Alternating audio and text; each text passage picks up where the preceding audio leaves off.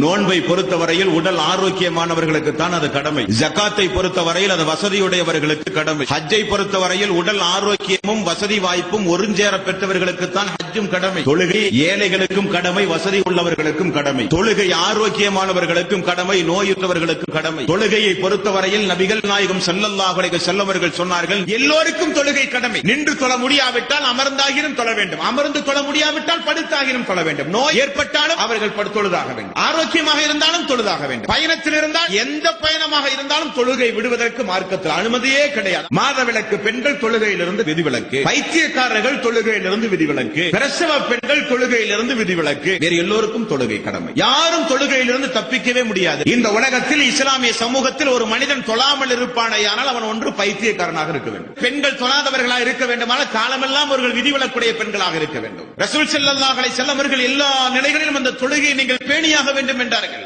என்றைக்கு அல்லாஹ் போர்க்காலங்களில் நீங்கள் தொழுதாக வேண்டும் என்ற ஆயத்தை இறக்கினானோ அத்தோடு இந்த உலகத்தில் யாருக்கும் தொழுகையை விட அனுமதியே கிடையாது என்றார்கள் சஹாபாக்கள். அந்த அளவுக்கு மிக முக்கியமான ஒரு கடமை தொழுகை என்பது. எந்த ஒரு காரணத்தையும் கூறி தொழுகையை விடுவது மார்க்கத்தில் அனுமதியே கிடையாது. 50 வயது 60 வயது ஆகியும் எத்தனையோ இஸ்லாமிய சகோதரர்கள் சகோதரிகள் தொழுகையை நினைத்து கூட பார்க்காமல் இந்த உலகத்திலே வாழ்ந்து கொண்டிருக்கிறார்கள். மிகப்பெரிய தவறு. மரணிப்பதற்குள் நீங்கள் தொழுதாக வேண்டும். நபிகள் நாயகம் ஸல்லல்லாஹு அலைஹி வஸல்லம் அவர்கள் சொன்னார்கள், 2 துண்டாக வெட்டப்பட்டாலும் கீழே தூக்கி எறியப்பட்டாலும் அல்லாஹ்வுக்கு இணை வைக்காதீர்கள், நீங்கள் தொழாமல் இருந்து விடாதீர்கள், தொழுதாக வேண்டும் என்று ரசூல் ஸல்லல்லாஹு அலைஹி வஸல்லம் அவர்கள் சொன்னார்கள். நோய்வாய்ப்பட்டு கிடக்கின்ற அல்லாஹ்வுடைய தூதர், நடக்க முடியாமல் அமர முடியாமல் இருந்த அல்லாஹ்வுடைய தூதர், ஒரு நாள் இஷாவுடைய ஜமாத், ரசூல் ஸல்லல்லாஹு அலைஹி வஸல்லம் அவர்கள் எழுந்து ஒது செய்ய முற்பட்டார். மயக்கமுற்று கீழே விழுந்தார். அப்பொழுதுதான் அல்லாஹ்வுடைய தூதருக்கு தெரிந்தது, நாம் இனி எழுந்து கூட நடக்க முடியாத அளவுக்கு நோய்வாய்ப்பட்டோம் என்று. ஃபضل இப்னு அப்பாஸ் ரலியல்லாஹு அன்ஹு அவர்களையும் அலி ரலியல்லாஹு அன்ஹு அவர்களை அழைத்து, என்னை பள்ளிக்கு நீங்கள் தூக்கி செல்லுங்கள். ஆயிஷா ரலியல்லாஹு அன்ஹா அவர்கள் சொல்கிறார்கள், அல்லாஹ்வுடைய தூதருடைய பாதம் நிலத்தில் வைக்க முடியாத அளவுக்கு நோய்வாய்ப்பட்டிருந்த நேரம், அவருடைய பெருவிரல் நிலத்தில் கோடு போட்டுக் கொண்டு சென்றது. அந்த அளவுக்கு நோய்வாய்ப்பட்டிருந்த நேரத்தில் நபிகள் நாயகம் ஸல்லல்லாஹு அலைஹி வஸல்லம் அவர்கள் தொழுகையை கடைபிடித்தார்கள். தரீகா என்றும் சாதுரியா என்றும் பல்வேறு ஆன்மீகவாதிகள் இன்றைக்கு மனித சமூகத்திலே புறப்பட்டிருக்கிறார்கள். நாங்கள் தொழ வேண்டிய அவசியம் இல்லை, எங்களுள் அல்லாஹ் புகுந்து விட்டார். நாங்கள் பார்க்கிற பார்வை அல்லாஹ், பிடிக்கிற கை அல்லாஹ், நடக்கின்ற கால் அல்லாஹ். ஆகவே நாங்கள் தொழ வேண்டிய அவசியம் இல்லை. மார்க்கத்தில் நாங்கள் பூரணம் அடைந்தவர்கள் என்று சொல்லுகிறவர்களும் இந்த மார்க்கத்தில் உண்டு. ஆனால் நபிகள் நாயகம் ஸல்லல்லாஹு அலைஹி வஸல்லம் அவர்கள் மரண நேரத்தில் கூட மக்களால் தூக்கி வரப்பட்டு ஜமாத்தோடு தொழுதார் என்றால் தொழுகையினுடைய முக்கியத்துவத்தை நீங்கள் புரிந்து கொள்ள வேண்டும் என்பார்ந்த சோர்களே.